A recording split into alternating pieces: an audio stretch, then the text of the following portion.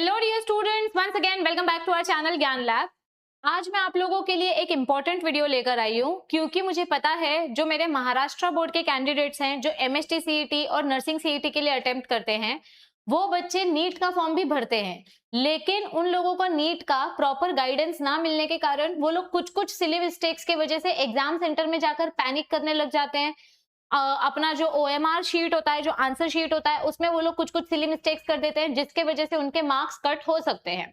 तो सबसे पहली चीज आपको ये पता होना चाहिए कि नीट का जो एग्जाम है, ये वीडियो में स्पेसिफिकली महाराष्ट्र बोर्ड के स्टूडेंट्स के लिए बना रही हूँ, पर बाकी के बच्चे भी इसको देख सकते हैं क्योंकि इस वीडियो में मैं डिस्कस करने वाली हूँ कि हमको अपना आंसर शीट मतलब नीट का जो ओएमआर शीट होता है, ये ओएमआर शीट हमको कैसे फिल करना है। सबसे पहली बात, आपको नीट का जो ऐसे क्वेश्चन पेपर मिलता है, आपको इस क्वेश्चन पेपर का यहाँ पर सील लगा हुआ होता है। जब आपके टीचर बोलेंगे कि सील ओपन करो, तभी आप उस सील को ओपन करोगे। यहाँ पर सील लगा होता है या फिर यहाँ पर सील लगा हुआ होता है, लेकिन क्वेश्चन पेपर सील्ड होता है। ठीक है, तो जैसे ही आपको आपका क्वेश्चन पेपर मिलेगा, आपको लेफ्ट साइड में टेस्ट बुकलेट कोड नंबर दिया रहता है, पेपर कोड दिया रहता है, तो आपको वो कोड्स चेक करने हैं। ठीक है, अब आपका जो क्वेश्चन पेपर है ना, क्वेश्चन पेपर के ऊपर यहाँ पर एक कोड लिखा रहता है, टेस्ट बुकलेट कोड। अभी यहाँ पर लिखा हुआ है 48, मतलब दिख नहीं रहा होगा शायद आपको। तो यहाँ पर टेस्ट बुकलेट कोड पे जो कोड दिया है, आपके क्वेश्चन पेपर के अंदर लास्ट पेज पे आपका ओएमआर शीट डाला हुआ रहता है। वो ओएमआर शीट निकालना है, मतलब जब टीचर आपको बोलेगी तब आपको वो ओएमआर शीट निकालना है। पेपर का सील कट करके ओएमआर शीट सेपरेट करना है और आपके ओएमआर शीट पे जो कोड वर्ड है, आपका जो भी ओएमआर शीट होगा, मतलब ऐसे पिंक कलरचा एक पेपर असतो, त्यात असे circle circle circle dot dot dot असतात, त्याला आपण ओएमआर शीट म्हणतो। तो आपका जो भी ओएमआर शीट है ना, ओएमआर शीट के ऊपर यहाँ पर ऐसे टेस्ट कोड नंबर लिखा रहेगा। ये देखो, wait I will show you. अपना ओएमआर शीट के ऊपर भी ऐसा टेस्ट बुकलेट कोड लिखा रहता है। तो क्वेश्चन पेपर का कोड नंबर और ओएमआर शीट का कोड नंबर आपको दोनों अच्छे से मैच करना है। अगर आपका ओएमआर शीट का कोड नंबर और आपके क्वेश्चन पेपर का कोड नंबर अलग अलग है, तो फिर आपका पेपर सही तरीके से चेक नहीं होगा। मतलब क्वेश्चन पेपर किसी और का मिला है और ओएमआर शीट किसी और का मिला है, क्योंकि कैसा होता है ना बच्चों, नीट का जो पेपर होता है ये हैंड रिटन पेपर है, लेकिन इसको चेकिंग हाथ से नहीं की जाती है, ये कंप्यूटराइज्ड मेथड से चेक होता है। और कंप्यूटर कोई इंसान नहीं है कि इंसान बैठ के आपका पेपर चेक कर रहा है। ये पेपर मशीन में डाला जाता है, मशीन में आपका पेपर स्कैन होता है और जो आंसर आपने अटेम्प्ट किया होगा वो आंसर सिलेक्ट होता है और उसके हिसाब से मार्क्स दिया जाता है। तो it is not manually checked, it is computerised checked. ठीक है, आपका नीट का एग्जाम कंप्यूटर पे नहीं होता है, आपको पेपर पे सर्कल सर्कल बना के एग्जाम देना रहता है। अभी देखो यहाँ पर क्या बोला है, remember that OMR sheets are evaluated by computer software. और ये सॉफ्टवेयर बहुत ही सेंसिटिव होता है, आप इसमें थोड़ा सा भी गलती करोगे, अगर आपने सर्कल को ठीक से फिल नहीं किया, ऐसे खरोच खरोच के या कुछ कुछ कर दिया, तो फिर आपका वो क्वेश्चन नेगेटिव हो जाएगा। मतलब इस क्वेश्चन का मार्क्स इधर काउंट ही नहीं होगा, इसका -1 मार्क्स काउंट हो जाएगा क्योंकि रॉन्ग क्वेश्चन हो गया। तो आपको अपने ओएमआर शीट को ना तो टेम्पर करना है, मतलब उसको कहीं से भी फाड़ना नहीं है। कुछ अति शाणे बच्चे क्या करते हैं, अपना थूक लगा के, अगर आपने गलत आंसर सिलेक्ट कर दिया है तो आप थूक की मदद से उसको मिटाने की कोशिश करते हो या नाखून की मदद से उसको खरोचने की कोशिश करते हो। ऐसा कुछ भी अलाउड नहीं है। अगर आपने ऐसा किया तो आपका वो जो क्वेश्चन है वो सीधा नेगेटिव मार्किंग में जाएगा, मतलब रॉन्ग क्वेश्चन कंसिडर कर लिया जाएगा। तो आपको ओएमआर शीट पे इंफॉर्मेशन कैसे भरनी है और क्या क्या इंफॉर्मेशन भरनी होती है वो मैं बता देती हूँ। सबसे पहली बात, तो ओएमआर शीट पे हमको सेपरेट बॉक्सेस दिए रहते हैं जहां पर आपको अपना roll number, test booklet number और टेस्ट बुकलेट कोड, ये चीजें भरनी होती है। टेस्ट बुकलेट नंबर ऐसे साइड में रहता है और टेस्ट बुकलेट कोड ऐसे आपको बॉक्स में दिया रहता है। ठीक है, तो यहाँ पर क्या बोला है, OMR sheets You cannot write anything else on the OMR sheets or do not make any specific symbol or sign। अभी कुछ कुछ बच्चों को क्या होता है, एक आदत होती है कि वो लोग जब भी अपने ऑफलाइन क्लासेस में या घर पे बैठ के जब भी टेस्ट देते हैं, कोई बड़ा मॉक टेस्ट देते हैं, तो वो लोग हमेशा गणपति बप्पा का नाम लेते हैं, या कोई कोई बच्चा पेपर पे श्री लिख देता है या ओम लिख देता है या कुछ तो लिख देते हो। ये अलाउड नहीं है, आपका पेपर रिजेक्ट हो जाएगा। आप कोई भी सिंबल, कोई भी साइन, कुछ भी अननेसेसरी चीज अपने ओएमआर शीट पे नहीं लिख सकते। It is legally not allowed.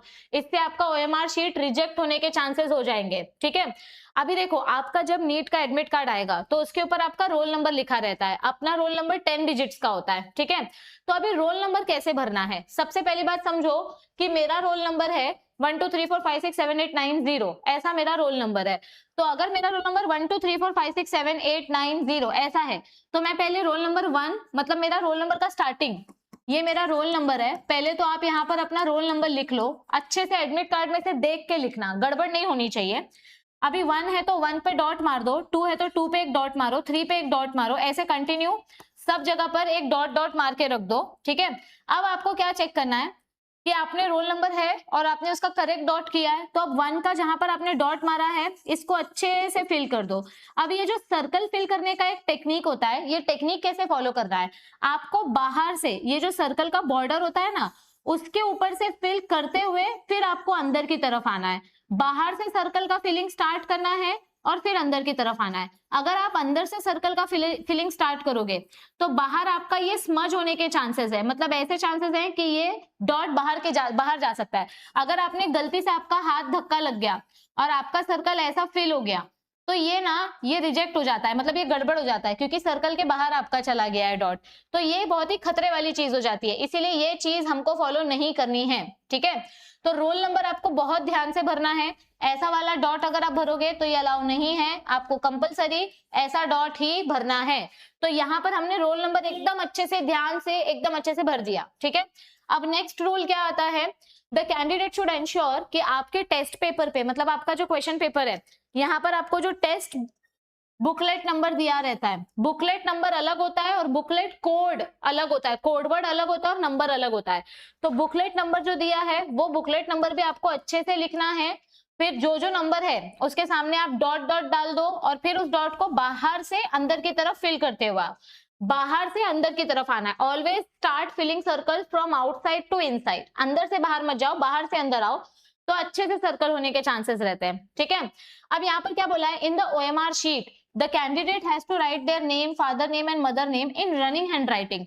अब रनिंग हैंडराइटिंग मतलब क्या होता है, ये देखो, ये कैंडिडेट का नाम है, अगर मैं अपना नाम लिख रही हूँ तो मैं अपना नाम ऐसा लिख सकती हूँ अंजलि, तो ये मेरा रनिंग हैंडराइटिंग है। अब आप बोलोगे मैम मुझे कर्सिव हैंडराइटिंग लिखने को नहीं आता है, तो आप कर्सिव हैंडराइटिंग मत लिखो, आप ऐसा नॉर्मल हैंडराइटिंग में लिख सकते हो, ठीक है। इसको भी रनिंग हैंडराइटिंग बोलते हैं, लेकिन ये भी चलेगा ये भी चलेगा, लेकिन अगर आप अपना नाम ऐसे लिखोगे तो ये नहीं चलेगा, मतलब कैपिटल लेटर्स में नहीं होना चाहिए। ऐसे लिखोगे नाम तो भी चलेगा, आप अपना नाम ऐसे लिखोगे तो भी चलेगा।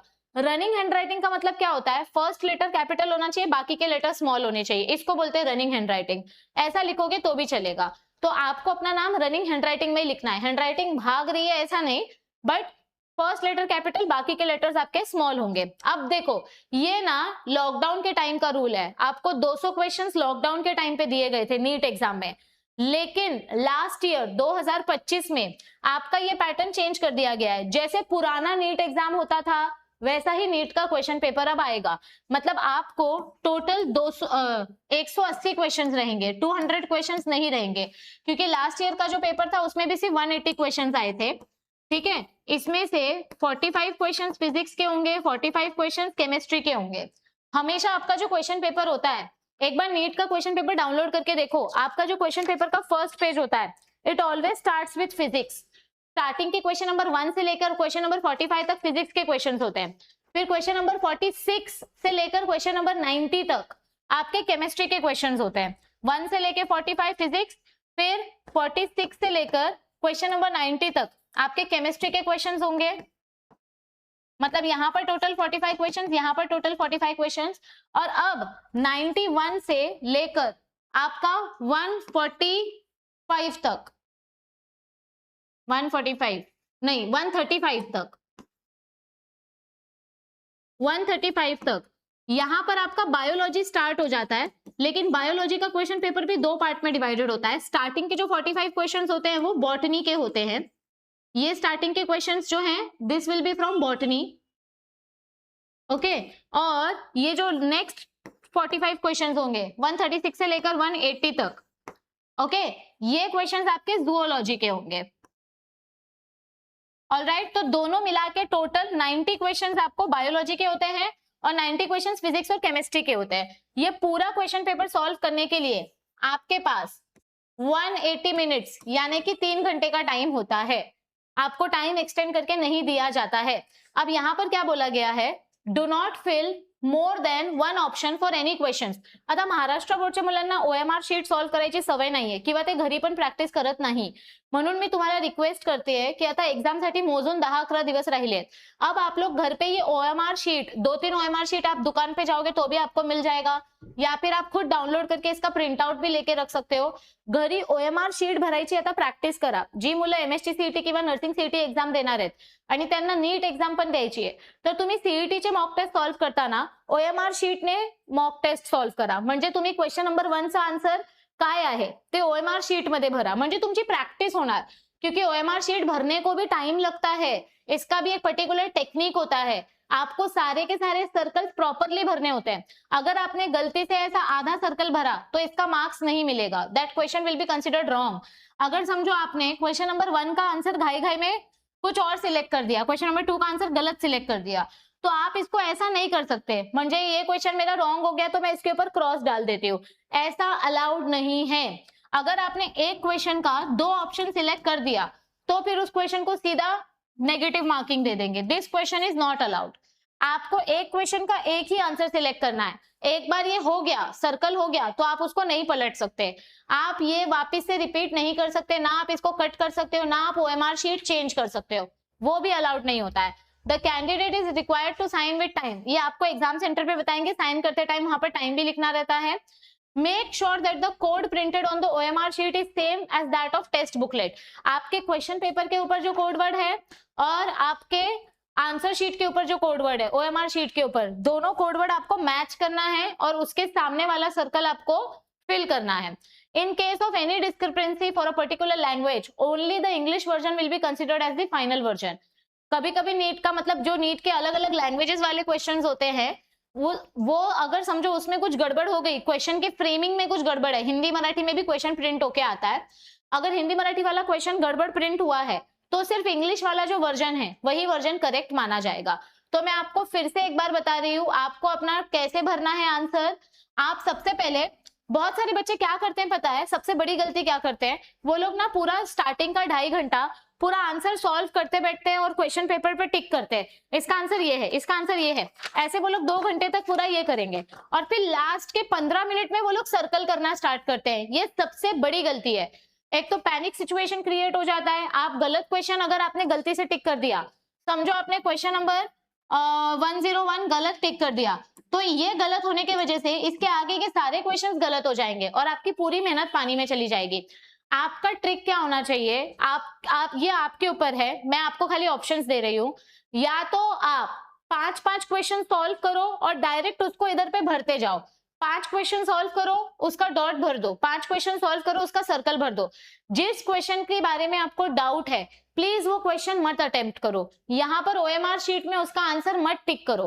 कारण महाराष्ट्र बोर्डच्या मुलांना खूप सवय असते की आपल्याला पेपर खाली सोडून नाही यायचं, आपल्याला सगळं अटेम्प्ट करून यायचंय.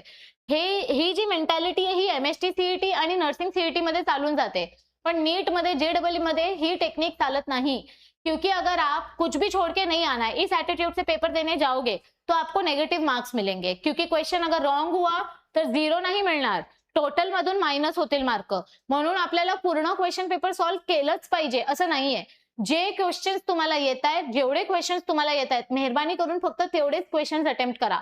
बायोलॉजी मध्ये 90 क्वेश्चन्स आहेत, तुम्हाला 40 येत असतील तर फक्त 40 अटेम्प्ट करा. 60 अटेम्प्ट करायला तुक्का मारायला जाऊ नका.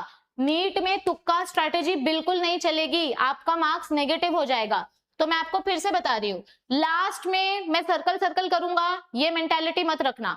स्टार्टिंग से ही क्वेश्चन सॉल्व करते जाओ, सर्कल करते जाओ, क्वेश्चन सॉल्व करते जाओ, सर्कल करते जाओ. 4-4, 5-5 क्वेश्चन सॉल्व करो और डायरेक्ट उसको सर्कल करते जाओ. ठीक है. अभी सर्कल करने के टाइम पे मैंने क्या बोला कि हमेशा बाहर से अंदर की तरफ आओ, बाहर से अंदर की तरफ आओ और थोड़ा सा भी गैप नहीं रहना चाहिए. आपको पूरा सर्कल अच्छे से फिल करना है. ठीक है.